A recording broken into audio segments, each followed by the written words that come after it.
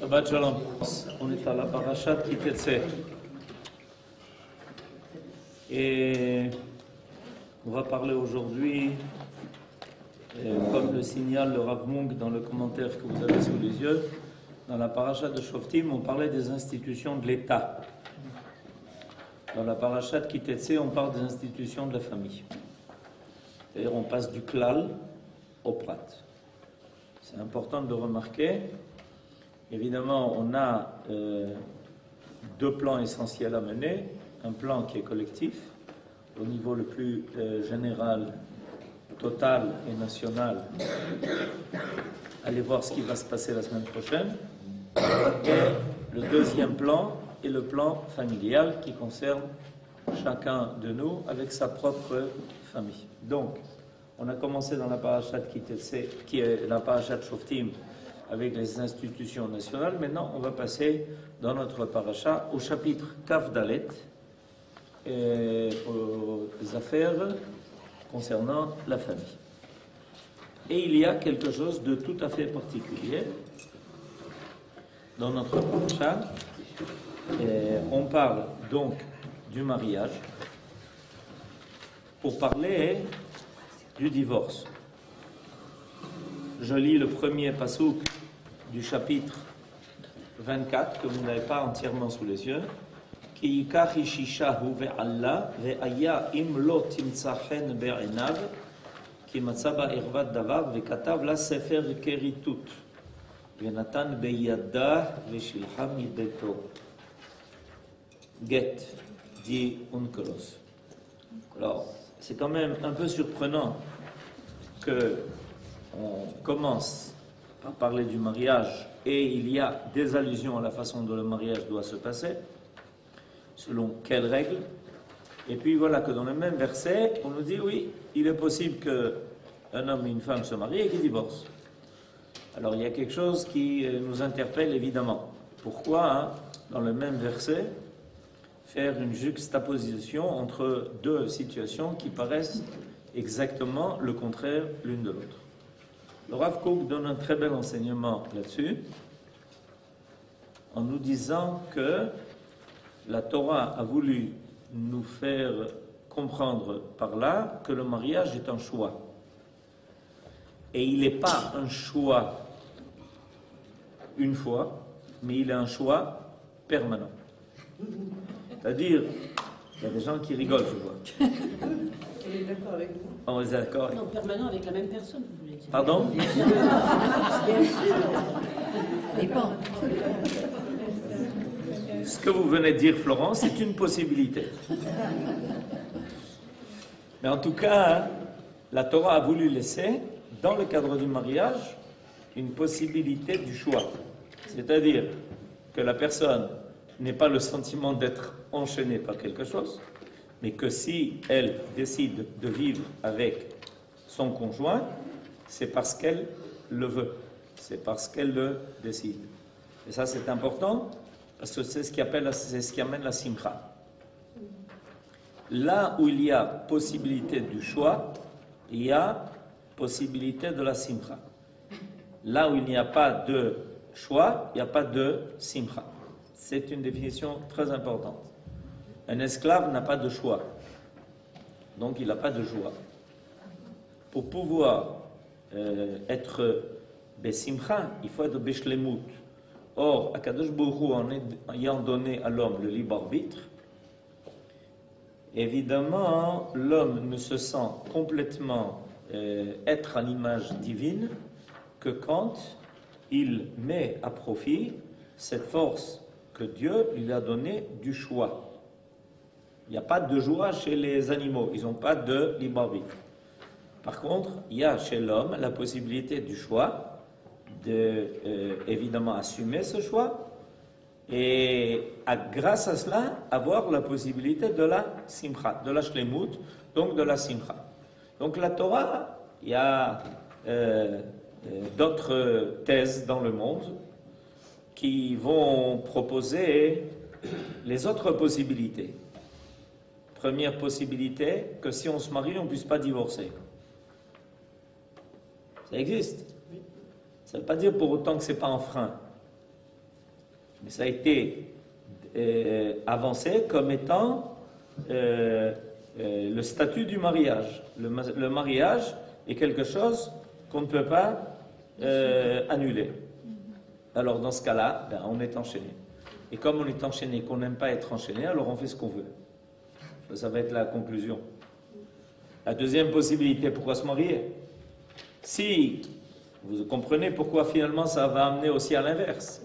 Si on essaye de prétendre que le mariage est quelque chose qui est irréversible, alors petit à petit, dans l'esprit de celui qui veut garder sa liberté, il va mettre en place l'idée qu'il vaut mieux pas se marier, puisque si on se marie, c'est irréversible. Alors autant pas se marier. Donc, le mariage catholique a amené à la suppression du mariage. Vous connaissez cette société? Ok, comment on y est arrivé? Comment se fait-il qu'on est arrivé à cette situation-là? Parce que quand on a essayé de prétendre que le mariage ne pouvait pas être annulé, alors on a eu évidemment deux phénomènes qui tout de suite sont apparus. L'infidélité, première apparition, l'otinaf, à Seret Adibrot. La deuxième apparition, mais on est fou. Si le mariage ne peut pas être annulé, alors il ne faut pas se marier.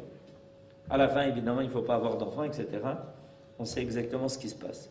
Or, la Torah veut laisser l'homme dans le choix de sa moralité, c'est-à-dire dans le choix, et ça lui permet de continuer à être moral, parce qu'on n'a pas besoin de passer à des extrêmes, et c'est pour ça que la Torah, dès le départ, enseigne que Nachon, que le mariage, c'est une alliance qui est très sérieuse, c'est une alliance qui amène à l'essentiel, comme on va le voir, mais néanmoins, s'il y a des situations où c'est insupportable, où c'est incompatible, alors il y a la possibilité d'exercer le choix. Et ça permettra de précisément renforcer le mariage. Pourquoi ça permettra de renforcer le mariage? Parce que si quelqu'un décide, comme on a entendu tout à l'heure, c'est un choix qui se renouvelle tous les jours, et on le renouvelle tous les jours, et on le fait de bonne volonté, et on le fait par choix, alors c'est une chose qui m'appartient à moi, c'est moi qui veux, c'est moi qui décide, c'est moi qui assume, c'est moi qui assure, c'est moi qui prends responsabilité parce que j'ai le choix. Si je le fais, donc c'est que j'ai choisi. C'est important de le savoir, et la Torah nous présente ça comme cela. Il y a une deuxième remarque, elle est très belle. La remarque du Rav Munk à propos du mariage. Il nous dit, a priori, on pourrait penser que le mariage, c'est une institution. Comme toutes les institutions, elle a ses lois, comme une association. On pourrait définir le mariage comme une association. Or, on sait ce que c'est une association, il y a des lois, on va consulter l'avocat nous dit quelles sont les règles de l'association, comment une association doit se dérouler, qui va assumer les pertes et les profits, ensemble, à égalité, etc., etc. De qui dépend la volonté de l'association? Des deux partenaires, la cavote. Elle dépend des deux partenaires.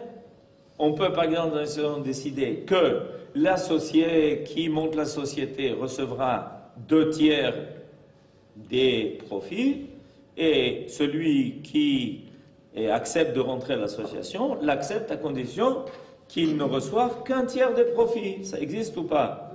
Évidemment, ça existe. Quand on fait une association, on peut décider quelles vont être les modalités de l'association. Ok. Alors, pourquoi c'est important d'en parler? Parce qu'a priori, ça semble être le modèle du mariage. Le modèle du mariage, c'est une association. 2 personnes, un homme et une femme, décident de se marier et de s'associer pour le bien et le meilleur. Ça, c'est les Français. Ça, c'est les Français. Ça ne m'étonne pas qu'ils aient rentré le pire dans l'affaire. Mais chez nous, c'est pour le bien et le meilleur. D'accord? Donc c'est une association. Nous dit le Rav Munk, eh bien c'est pas comme ça en Israël. Parce que c'est pas nous qui faisons les modalités. Regardez le 3e paragraphe. Vous l'avez? Le mariage juif? Vous l'avez. Le mariage juif comporte extérieurement les formes d'un contrat, à l'instar du contrat d'association habituel dans les relations sociales et économiques. Ça a l'air de ça. Il y a un contrat, on signe un contrat, etc. À quoi tu t'engages, à quoi je m'engage, qu'est-ce que tu es prêt à donner, qu'est-ce que moi je suis prêt à donner, et tout est consigné, et tout est marqué, et à la fin, il y a la signature, des deux associés. D'accord? Est-ce que c'est comme ça que ça se passe dans un mariage juif? Et les témoins. Hein? Et les témoins. Où ça? Dans un contrat d'association habituel? Non. Non. Non, moi je parle dans un contrat d'association. On parle là de l'association habituelle. Ah, d'accord. Il y a besoin de témoins? Non, Il n'y a pas besoin de témoins. Pas du tout. À partir du moment où vous avez signé le contrat, votre signature vous oblige. Qu'il y ait des témoins, qu'il n'y ait pas des témoins, etc. Tu dis, ouais, j'ai signé, mais je n'avais pas l'intention de... Non, mais dis-moi, tu as signé, Habibi, tu t'es engagé. Ça, c'est selon la volonté des associés. OK? Il y a toutes sortes d'associations. Il y en a un, par exemple, qui peut dire, écoute, moi, j'apporte le capital, mais je fais rien. Toi, tu n'apportes pas de capital, mais tu fais tout. Ça existe? Bien sûr que ça existe. J'apporte le capital, mais je fais rien. Je donne l'argent. Toi, tu n'apportes rien, mais tu apportes, tu es le spécialiste, tu es l'ingénieur, tu donnes ton travail. Tout peut se faire dans le cas des associations. OK? Nous dit le Rav Munk, ça c'est en général. Le cérémonial, les modalités légales et même la terminologie des documents accompagnant le mariage confirment, semble-t-il, cette théorie. Cependant, il y a une différence fondamentale entre le mariage et un contrat d'association classique. Lequel? Dans ce dernier, les obligations contenues dans le document sont les résultats d'un accord mutuel qui, selon la libre volonté des partenaires, peut prendre la forme et adopter des conditions à leur convenance. OK? Comme j'ai dit tout à l'heure, on peut faire un contrat d'association et on peut, si on est d'accord mutuellement, après qu'on en ait discuté, marquer 250 paragraphes où toi tu t'engages et moi je suis, et tu es d'accord, et oui, et moi je travaille 2 jours, toi tu travailles 6 jours, etc., etc. OK? Parce qu'il y a des gens qui travaillent 8 jours par semaine. Donc, moi je travaille 2 jours, toi tu travailles 6 jours, etc., etc. Tout peut se faire. Par contre, dans le cas du mariage juif, s'il épouse par certains côtés le mode technique du droit civil, il se distingue des conventions habituelles par l'existence de droits et d'obligations indépendants de la volonté des partenaires. Est-ce que vous avez compris ce qui vient d'être dit? Mais c'est la chose la plus fondamentale. Vous avez alors, il est temps qu'on parle du mariage. Il est temps, surtout avec des gens jeunes comme vous, il est temps qu'on parle du mariage. Le Rav Munk vient de nous enseigner une des choses les plus fondamentales du mariage en Israël. Quand on fait un contrat d'association, tout ne dépend, et ça peut prendre des pourparlers qui peuvent durer des mois et des années. Parce qu'il faut qu'on arrive à un accord. Et la seule chose qui nous obligera, c'est ce à quoi on s'est mis d'accord. Mais quand on se marie, qui est-ce qui décide des obligations du mari envers sa femme et de la femme envers son mari? La Torah. Et pas les conjoints. Vous avez compris la différence? Ah non, vous n'avez pas compris la différence. Dans le cas d'une association, c'est vous qui décidez des obligations. C'est vous qui êtes d'accord avec l'autre associé pour ce à quoi il va s'engager, vous vous engagez. Mais dans le cas du mariage juif, c'est pas vous qui décidez. C'est la Torah qui vous dira à quoi vous êtes obligé. Ça change tout. C'est Akadosh Baruch Hu qui arrive. Ça n'a rien à voir avec une association. L'association habituelle ne dépend que de la volonté des hommes. Dans le cas du mariage, ça dépend de la volonté de qui? C'est vous qui avez eu le choix de vous marier. Ça, c'est la première chose que j'ai expliquée aujourd'hui. Mais quand vous avez décidé de vous marier, quand les deux personnes, le mari et la femme, le khatan et la kala, ont décidé de se marier comme il faut, selon un mariage juif, on leur dit, à partir de maintenant, la Torah vous dira quelles sont vos obligations. Pas le contrat, pas votre décision. C'est la Torah qui vient dire qu'est-ce qu'on doit faire, comment on doit faire. Je me marie à condition que je fasse une cuisine qui n'est pas cachère. Mais ça n'a rien... Madame, c'est l'olère. C'est l'homme achletim. C'est pas toi qui décide. C'est la Torah qui décide. Pourquoi? Parce que la Torah prend le mariage beaucoup plus au sérieux que l'association humaine. Une association humaine, c'est selon ma bonne volonté, mon intelligence, je suis un spécialiste des affaires. Alors je sais exactement comment m'associer à toi pour ne jamais perdre et toujours gagner. Il y a des gens qui sont spécialistes de ça.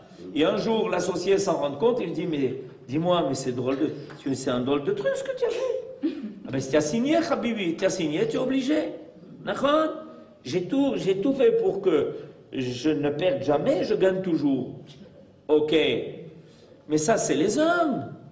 Mais Akadosh Baruch Hu, il prend l'histoire entre Adam Arishon et Chava beaucoup plus au sérieux que les hommes eux-mêmes. C'est moi qui décide du contrat. C'est moi qui décide de l'Aktuba. C'est moi qui décide de l'obligation d'un mari envers sa femme et de la femme envers son mari. C'est moi qui dis à Kadosh Baruch Hu. Vous savez pourquoi? Parce que je suis là-bas. Vous m'amenez avec vous dans le mariage. Vous m'avez amené avec vous. Zachou, Shrina Benehem. C'est sérieux. Donc c'est moi, dit Akadosh Baruch Hu, qui fixe les conditions. Et c'est pas toi qui peux commencer Alors, évidemment, un jour il y a des gens qui commencent à se rendre compte de ça et dire ah non, non, on veut plus ce genre de mariage, nous, là. Ce genre de mariage où c'est Akadosh Baruch Hu qui décide de nos obligations les uns envers les autres. Moi, par exemple, je veux bien me marier à condition que je n'ai aucune obligation envers mon conjoint. Si elle est d'accord, tant mieux. Si elle n'est pas d'accord, tant pis pour elle. Mais c'est pas sérieux ça. C'est bidiouk ce que la Torah est en train de nous enseigner. Alors nous dit le Rav Mou qu'il faut bien comprendre. Le choix. Nachon, la Torah dit qu'a priori le mariage se fait par choix. C'est toi qui décides, c'est toi qui choisis ton conjoint, c'est ta liberté, c'est l'apparition de ton libre arbitre. Mais une fois que tu décides de te marier, se marier c'est sérieux, c'est retsini meod. Alors Kadosh Baruch Hu dit, ok, kol hakavod, vous avez décidé de vous marier, il y a fait meod, on va appeler le rabbin, et le rabbin vous dira quelles sont vos obligations. C'est pas vous qui décidez. Et je vous assure que ces derniers temps, les rabbins, ils ont des problèmes à cause de ça. Je vous le dis un peu par expérience. Parce qu'il y a des tas de gens qui viennent dire, écoutez, on voudrait que ça se passe dans telle et telle condition, qu'on mette telle et telle condition dans le contrat. J'ai dit, écoutez, vous avez deux possibilités.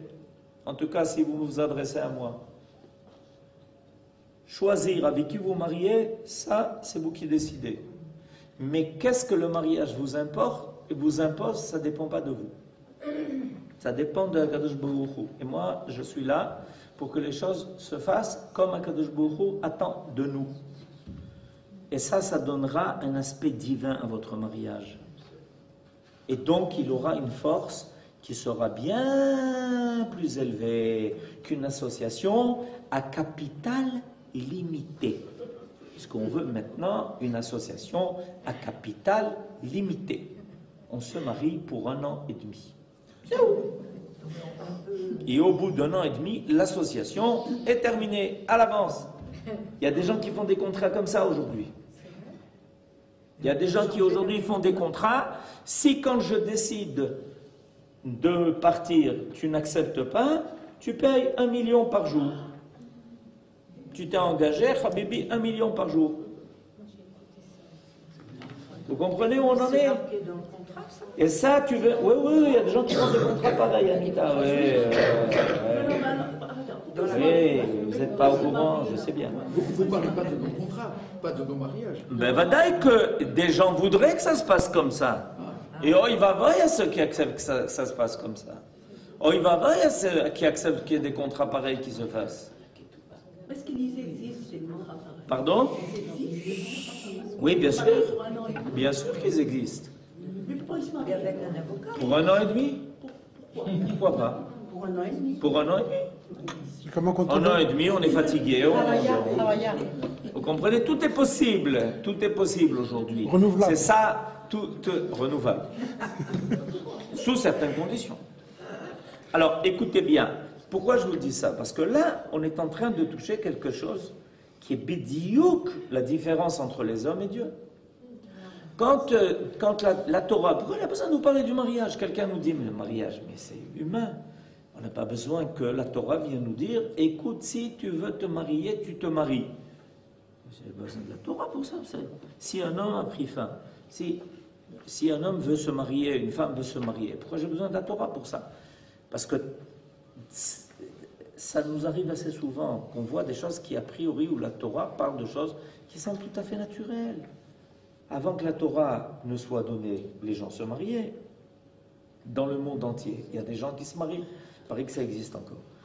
Il y a des gens qui se marient encore. Vous comprenez? Et puis tout d'un coup, voilà que la Torah dit, non, attention, j'ai quelque chose à dire. Ah oui? Oui. Parce que notre rôle, c'est de faire apparaître le projet divin de la façon la plus idéale. C'est vrai, cette envie de vouloir se marier, ça, Kadosh Baruch Hu l'a mis en nous. C'est quelque chose qui est naturel. Mais comment faire aboutir ce projet divin? Comment faire que ce projet divin aboutisse et réussisse? Parce qu'on veut la réussite de l'homme. Parce qu'on veut la réussite du monde. Parce que Kadosh Baruch Hu veut la réussite de ce qu'il a créé. Là, la Torah intervient. Et elle, nous les hommes, dans notre vision limitée des choses, on n'arrivera jamais jusqu'au bout à savoir quelles vont être les modalités qui vont assurer que quelque chose sera suffisamment vrai, authentique, stable, complet, total. Pour ça, on a besoin d'une révélation qui est divine. Alors, jusqu'au mariage, c'est ton choix. Kadosh Baruch Hu n'oblige personne à se marier avec personne. Chacun décide. Parce que, évidemment, il faut qu'il y ait quelque chose qui convienne. Mais à partir du moment où tu décides de le faire, moi, je vais te dire comment ça doit se faire. Comment ça doit se faire pour que ça soit rétini, pour que ça soit amiti, pour que ça soit quelque chose de vrai et d'authentique. Là, il y a quelque chose tout d'un coup qui change. Et ça, hein, c'est ce que la paracha vient nous enseigner. La paracha de cette semaine vient nous enseigner. Elle vient nous enseigner ça. Parce qu'elle vient nous enseigner comment introduire dans notre monde, qui est le monde de la nature, qui est le monde des hommes, qui est un monde limité, lui faire introduire une dimension qui est divine et qui permettra petit à petit au monde de s'élever, d'accéder à l'image du projet divin, le vrai, pas celui, la barque que les hommes essayent de faire avancer et ils s'y connaissent pas tellement et de temps en temps, boum, sur un écueil, un autre temps le naufrage, une autre fois le vent se déchaîne, etc. Vous comprenez? Ça, c'est important. Alors, voilà ce qu'il nous dit. Le mariage juif, par contre, s'il épouse par certains côtés le mode technique du droit civil, se distingue des conventions habituelles par l'existence de droits et d'obligations indépendant de la volonté des partenaires. C'est Akadosh Baruch Hu qui décide. Et ça va nous éviter, évidemment, tout ce qu'on a connu dans les autres civilisations. Par exemple, il amène la civilisation orientale, où quelqu'un décide d'acheter 1000 femmes. Pourquoi pas Achashverosh? Vous lisez la Megillat Esther, de quoi je parle? Vous savez de quoi je parle? Hein? Shlomo HaMelech. Shlomo HaMelech qui tout de suite va être réprimandé de ce qu'il fait et qui va perdre finalement sa royauté, tout. Akadosh Baruch Hu lui dit non, mais je suis Shlomo HaMelech. Non, j'ai construit le Beth Amikdash. Non, c'est moi qui décide, c'est pas toi. Nachon, vous avez raison. La Torah va décider. Et c'est important de savoir, on a, nous, Israël, un avantage énorme. On a réussi à maintenir les générations. Depuis 4000 ans, Abraham olid et Yitzhak. Yitzhak olid et Yaakov. Yaakov olid et Reuven. Shimon et Lévi. On a un avantage énorme.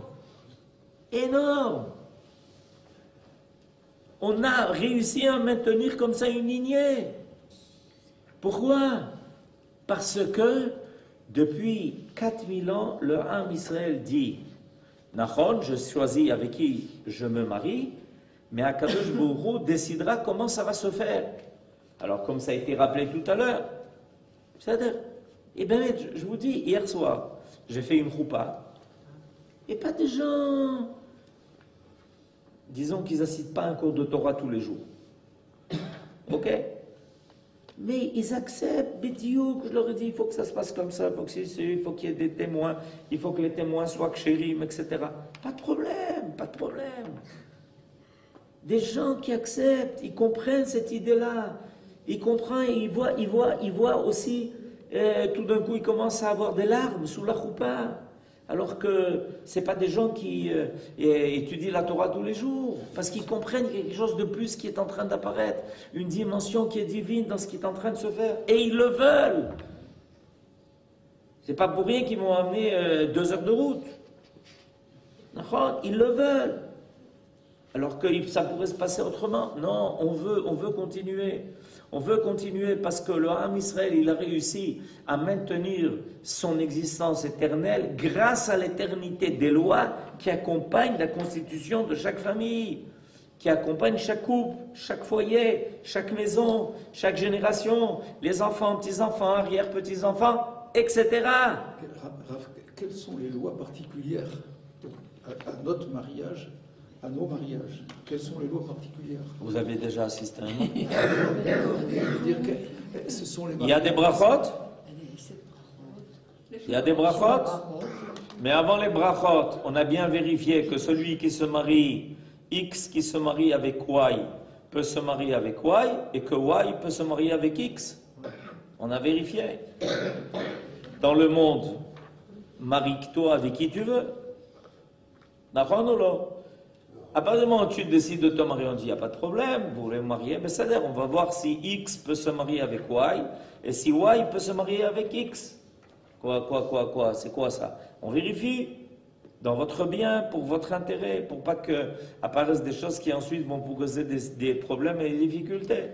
Ok, donc il y a déjà ici une première intervention. Qui va se marier avec qui?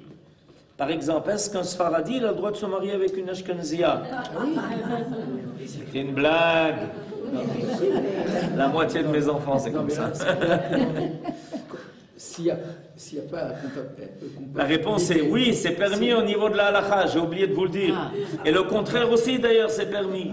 Un Ashkenazi peut aussi se marier avec une Sfaradi. Ceci étant, une fois que ça ne fait pas partie du contrat, ça ne fait pas partie du contrat, des obligations. De quoi? Dans le contrat, Bêta. moi ce que j'entends par contrat, dans le contrat, oui. Ce sont les obligations du mari, enfin du futur mari, de l'époux et de l'épouse. Non, non, non, non, non, non. Même dans un contrat d'association, il y a des cadres d'association qui sont interdits. Vous saviez qu'il y a des cadres d'association qui sont interdits? On ne peut pas faire une association entre deux personnes qui, par exemple, leur association va créer un monopole qui est interdit par ailleurs. Même dans le cas d'une association, on vérifie qui sont les associations, les associés. Est-ce que par hasard leur association ne va pas porter préjudice à d'autres? Ben, et là, c'est là le contrat qui commence. Le contrat, il commence à ce niveau-là. Qui va se marier avec qui? Hop, il faut vérifier. Ensuite, évidemment, ensuite, ça se fait avec des brachot. Brachot, quel rapport? Quel rapport les brachot? Le nom de Dieu, les brachot, le nom de Dieu. Ensuite, ça se fait avec des témoins. Et les témoins, ils doivent être kshérim. C'est quoi, c'est des témoins kshérim? Des témoins. Mais non, non, ils doivent être kshérim. S'ils ne sont pas des témoins kshérim, il n'y a pas de mariage, il n'existe pas. Qu'est-ce que ça veut dire? Kshérim, ça veut dire qu'ils soient selon la halakha. Pas tous, deux cousins ne peuvent pas être témoins. S'ils sont juifs.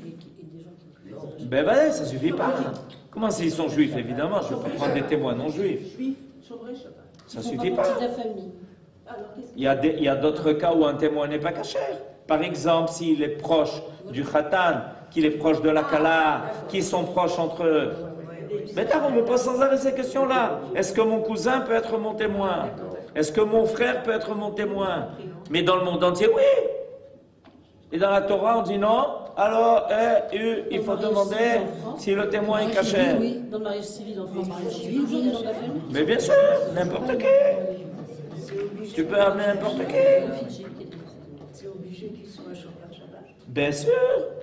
Quel rapport? Le témoin, oui. Quel rapport? Mais ça, ce sont Moi, des j'ai dû me conditions. remarier. Quel rapport entre le fait que je témoigne du mariage et que je sois Shomer Shabbat? Quel rapport? Un rapport divin et pas un rapport humain. Vous avez compris où Akadosh Baruch Hu il intervient? Tout d'un coup, le témoin, il doit être Shomer Shabbat, il doit être Shomer Mitzvot. Quel rapport, me dira quelqu'un? Une fois, il y a quelqu'un comme ça qui m'a téléphoné. Il m'a téléphoné en me disant, écoute, est-ce que vous êtes d'accord à faire mon mariage? J'ai dit oui, si on en parle. Il me dit, ah mais je vous avertis à l'avance, c'est moi qui choisis les témoins. Je dis, ben, on a fini d'en parler. Il me dit, pourquoi? Je dis, pour une raison très simple, parce que le mariage, c'est une démarche qui est religieuse, donc il y a des conditions religieuses au mariage. C'est à vous à décider. Si vous voulez un mariage par un rabbin, donc c'est forcément un mariage religieux, parce qu'en général, les rabbins sont religieux. C'est important peut-être de le rappeler. Alors, les rabbins étant religieux, quand ils font un mariage religieux. Or, dans le cadre de la religion, j'appelle ça la religion, bien que j'aime pas ce mot-là, évidemment, il y a des règles religieuses. Et c'est pas vous qui les connaissez, c'est moi. C'est pour ça que j'ai étudié. Alors maintenant, si vous êtes d'accord, tant mieux. Si vous êtes d'accord, n'êtes pas d'accord, c'est votre choix, il n'y a pas de problème, mais c'est pas moi. Vous comprenez? C'est important d'être au courant. Mais tout ça, ça fait partie du contrat, Chacham et Yosef. C'est le rabbin qui... Ça fait partie du contrat, tout ça. Toutes ces modalités. Les gens, d'ailleurs, il y a des gens qui vous disent, on ne savait pas tout ça, nous, on ne connaissait pas. Nachon, je dis, c'est pour ça que je suis là, d'ailleurs. C'est pour ça que je suis là, pour des choses que vous ne connaissez pas. Parce que si vous saviez tout, il n'y a pas de problème. Mais vous comprenez? Et ça fait partie. Ensuite, il y a une Ktuba. Qui décide de la Ktuba? Ce n'est pas le Khatan et la Kala. Quelles sont les obligations qui sont marquées dans la Ktuba? La somme de la Ktuba, dans un certain domaine, le Khatan peut décider qu'il s'engage à ci ou à ça. Mais les conditions générales de la Ktuba, mais c'est pas toi qui décides, ya Habibi. C'est pas toi qui décides. Et je vais vous dire plus que ça. Dans un contrat d'association habituel, l'essentiel, c'est la signature des associés. Ok? Dans le contrat de mariage juif, Les témoins. en réalité, on n'a pas besoin ni de la signature du Khatan, ni de la signature de la Kala. C'est une drôle d'association, ça. Vous êtes associés par le mariage, et vous n'avez pas à signer. Ah bon? Oui. Et qui va signer? Des témoins. Et nous, on ne signe pas. Alors, le khatan, aujourd'hui, on le fait signer. C'est assez nouveau. Dans le temps, on ne faisait pas signer le khatan. C'est pas lui qui décide. C'est pas lui qui décide. Vous comprenez? C'est pas sa signature qui l'oblige, d'une certaine façon. C'est pas la signature qui l'oblige. C'est la signature des témoins qui ont vu le mariage. Tout ça, ça fait partie des modalités juives. Parce que c'est Akadosh Baruch Hu qui décide. C'est Akadosh Baruch Hu qui est présent. C'est Akadosh Baruch Hu qui vient nous dire comment continuer les générations. Pour moi, tout ce que vous dites, ce sont les conditions pour établir un contrat. Les conditions. Si ces conditions-là ne sont pas remplies, dans ce cas-là, on ne va pas vers le contrat. Même le contrat lui-même. Comme je viens de dire, la Ktouba, ce n'est pas les hommes qui décident. Ce n'est pas le Khatan et la Kala qui va décider à quoi ils s'obligent dans la Ktouba. Je vais vous dire plus que ça, Yosef. Selon la halakha, imaginez-vous que, par erreur, le Khatan et la Kala se sont mariés sans Ktouba. On n'a pas le droit, a priori. Mais imaginez-vous que ça se soit passé. Est-ce que il y a quand même une Ktouba pour une femme où le Khatan ne lui a pas donné de Ktouba? Réponse oui. Mais il n'a pas donné. Réponse oui. Le tribunal attribue une Ktouba. Ça ne dépend même pas de lui. Ça ne dépend même pas de lui. Même s'il n'a pas voulu, même s'il n'a pas donné Ktouba et quelqu'un a fait un mariage sans Ktouba, on lui dira, tu n'as pas fait de Ktouba. Eh bien, sache une chose, c'est que la Ktouba, elle est écrite au Beddin. Va au Beddin, tu vas trouver la Ktouba. A priori, on n'a pas le droit de faire ça. Ça prouve combien c'est indépendant. C'est pas une association où c'est toi qui vas décider des modalités. C'est pas une association où c'est toi qui vas décider des conditions. C'est Akadosh Baruch Hu qui va décider. C'est ça qui fait que notre mariage, il a une autre dimension. Il est divin. C'est Akadosh Baruch Hu qui décide. C'est pas nous les hommes. Nous, on est très petits. Il y a des gens qui sont des tas de choses dans la tête qui leur trottent en tête. Ils se croient malins, mais finalement, c'est Akadosh Baruch Hu qui décide grâce à Dieu. Shabbat Shalom.